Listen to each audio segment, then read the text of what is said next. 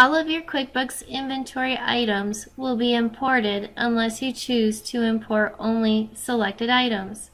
You will not be able to order, receive, or sell non-imported items in point of sale unless you enter them manually.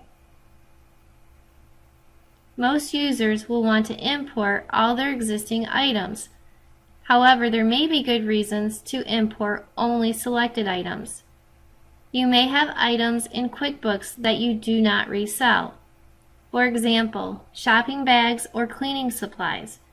You may want these items defined in QuickBooks financial software to accurately keep track of supply costs, but since it does not affect point of sale activities, there is no reason for the item to be in point of sale.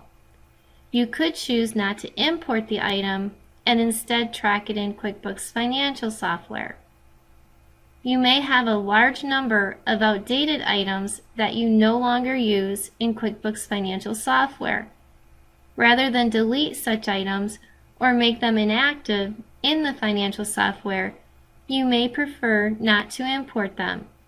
This way, you still have an active record of these items in your financial software in case you need them in the future. Keep in mind, if you choose to divide your inventory, meaning you track certain items in your financial software and others in point of sale, you will only be able to conduct activities regarding a particular item in the program that tracks it.